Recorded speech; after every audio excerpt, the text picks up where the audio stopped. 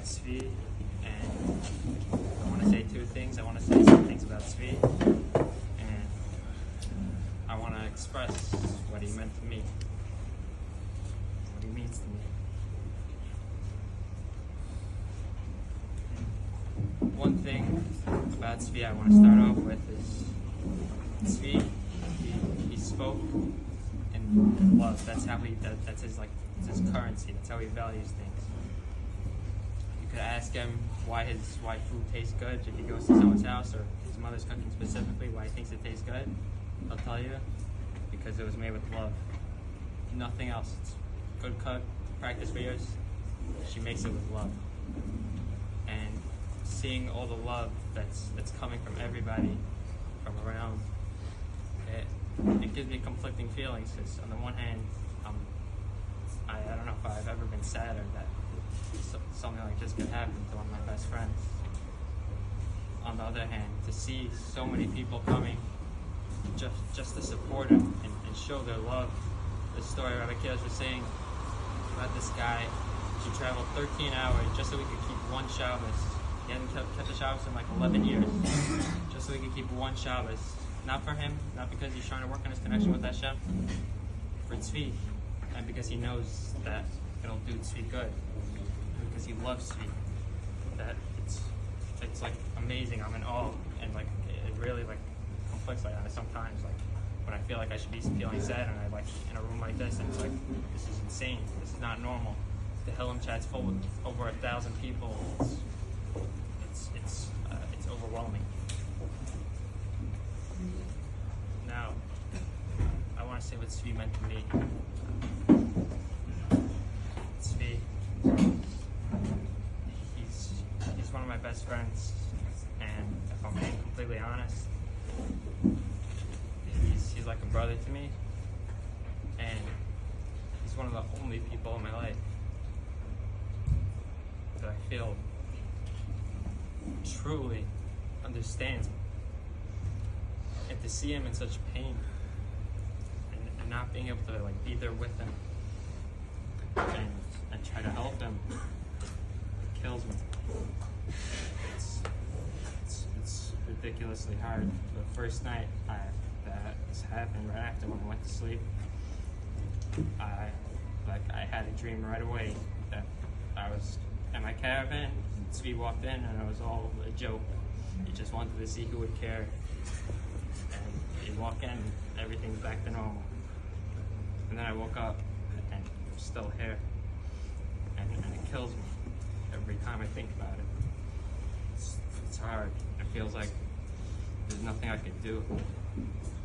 But I try. I'm still gonna keep trying. And,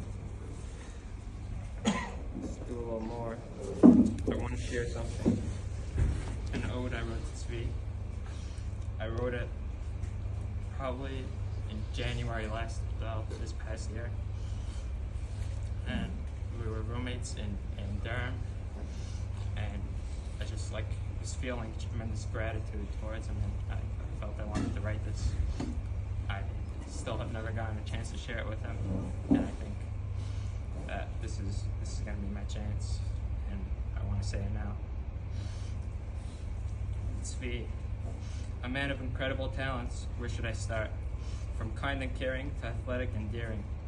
Tzvi, you're a hell of a man. I'm one of your biggest fans, even though I'm jealous of how easily you tan. Deep and emotional, Avi might call you a 4. When it comes to our room, you're really at the core. But I would call you a friend, someone to follow until world's end. Someone who I can rely on when things get tough. Someone who's not scared to show a little love. I don't know if these simple words are enough to express how I feel about you. This is just off the cuff. Your sensitivity knows no bounds. The nicest guy in yeshiva, I like how that sounds. Soon you'll be 200 pounds, one of the biggest guys on these Durham grounds. I don't just mean biggest in the physical sense. Your sophistication speaks for itself like the name on your arm. Tzvi, you're strong and delicate, intelligent and elegant. So charming, it's alarming. Your charisma breaks all stigmas. You're tactical, ever practical, so logistical, but never political. I guess what I'm trying to say is, Tzvi, it's just so amazing to see all you are and will be.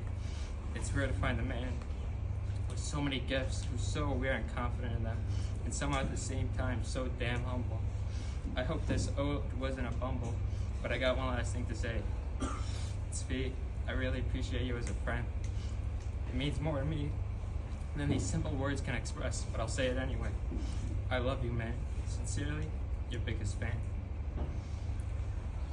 This isn't even like opening up the can to what Tzvi means to me. And I know that I'm not the only one.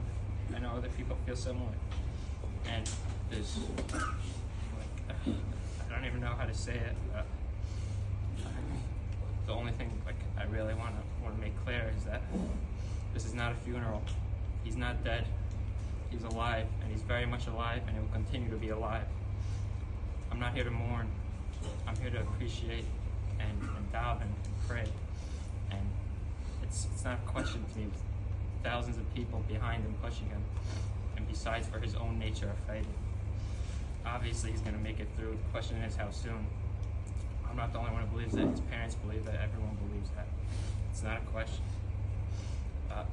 With all that he means to me, like, he's irreplaceable. I understand that obviously, at the end of the day, it's going to be recovering. He's probably not going to be back in yeshiva.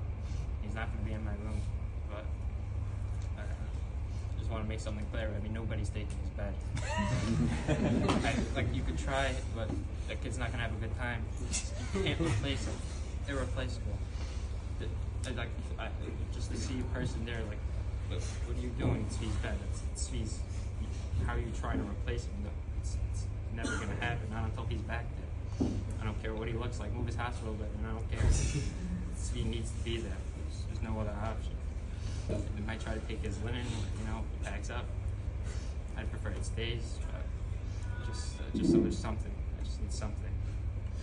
I want to say that, these feelings and singing, it means, to me, I know it means a lot. To Tzvi, I know it means it's love, and that's what gets me going. It's all it takes. I was in the hospital today, and I saw that his mother went in to say Tehillim by him, and I never put a bigger smile on my face. Just seeing his mother, that's Tzvi's life. That's his mother's love. That's what drives him. He wouldn't be able to do anything without that. That's how he lives, and he knows it. And I know that this love from his mother and from everyone else is going to continue to keep him going. And I know this good news is only because we're davening and we're praying.